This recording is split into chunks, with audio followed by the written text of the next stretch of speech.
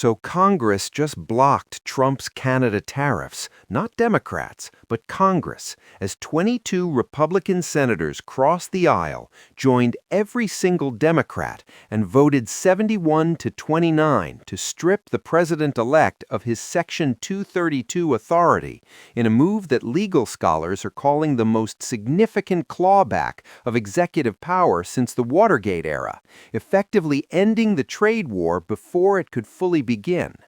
This wasn't just a vote, it was a veto-proof rebellion that shattered the expectation of partisan gridlock and sent a shockwave from the Senate floor directly to Mar-a-Lago, leaving Donald Trump isolated, furious, and politically exposed in a way we haven't seen since his first term. But the vote totals don't tell you the real story, nor do they explain why Mark Carney, the former central banker and current economic power broker, decided to step out of the shadows and deliver a brutal, systematic dismantling of Trump's economic revenge strategy that gave these Republicans the cover they needed to defect. Let me take you to the Senate floor, because unless you understand the visceral, suffocating tension in that room, you cannot understand the magnitude of what just happened. The air was heavy, thick with the kind of silence that usually precedes a declaration of war, not a trade vote. You had senators who have spent the last 8 years wearing MAGA hats and pledging fealty to the movement, suddenly looking at their shoes, their hands trembling as they approached the clerk. We aren't talking about the usual suspects like Mitt Romney or Lisa Murkowski.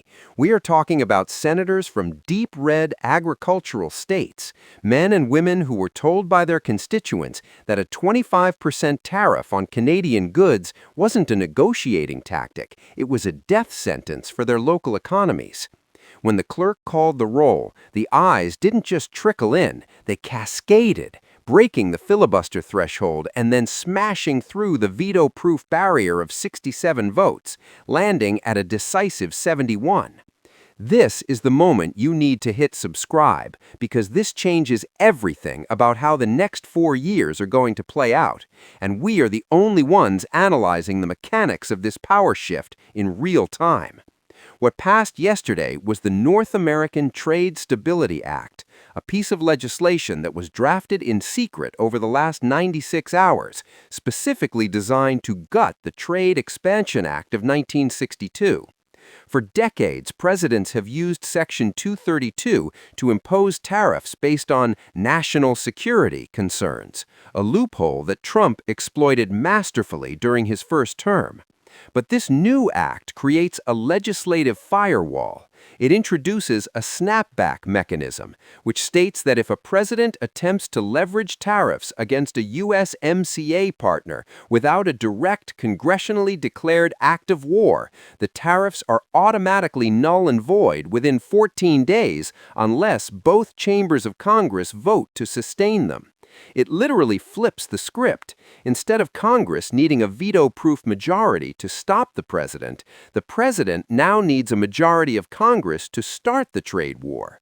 It is a complete inversion of power, and it left the Trump transition team absolutely devastated.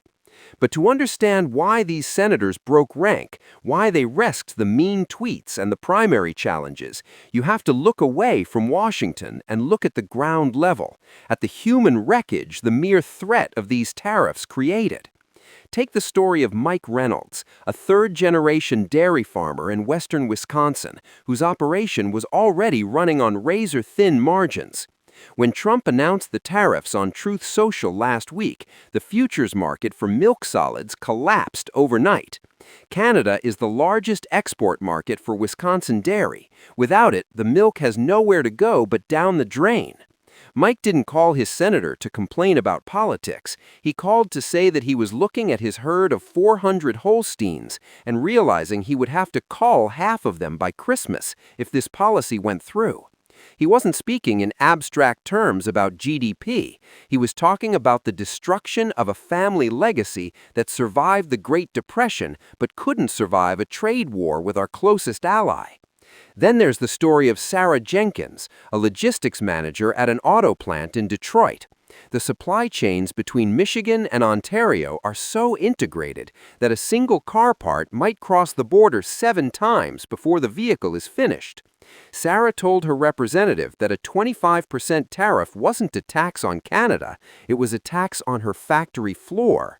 It meant that the axle assemblies coming from Windsor would cost 25% more, erasing the profit margin on their best-selling truck instantly.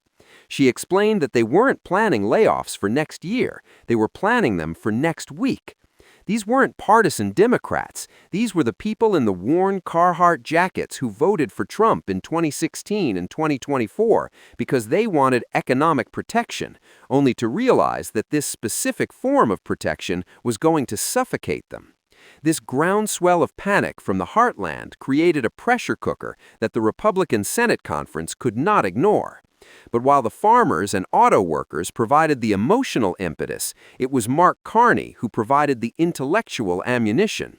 Carney, a man who has held the unique distinction of running the central banks of both Canada and England, stepped into the fray not as a diplomat, but as a ruthless economic tactician. In a press conference that is already being studied by market analysts, Carney didn't just criticize the tariffs, he eviscerated the underlying logic of Trump's revenge politics. He looked directly into the camera and delivered a message that was clearly intended for the donor class in New York and the wavering senators in Washington. Carney dismantled the idea that Canada was taking advantage of the United States, citing precise trade balance figures that showed a relationship of mutual dependence, not parasitism. He called the proposed tariffs economic vandalism and a unilateral disarmament of the North American manufacturing bloc in the face of Chinese competition. But then he went further, and this is where he hit back brutally. Carney explicitly outlined how the Canadian government would retaliate, not with broad, sweeping tariffs, but with surgical, asymmetric strikes targeting the specific districts of the most vocal Trump loyalists. He mapped out a counter-tariff strategy that would target Kentucky bourbon, Florida citrus, and Texas energy exports, pain points designed to maximize political fallout for Republicans. It was a cold, calculated threat delivered with the calm demeanor of a man who knows he holds the leverage. He signaled to the markets that Canada had the war chest and the resolve to outlast a trade war, and that the American consumer would be the casualty.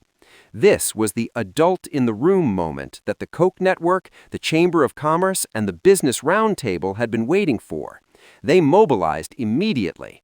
In the 24 hours leading up to the vote, the phone lines in the Senate offices were melted down not just by angry farmers, but by the biggest donors in the Republican Party.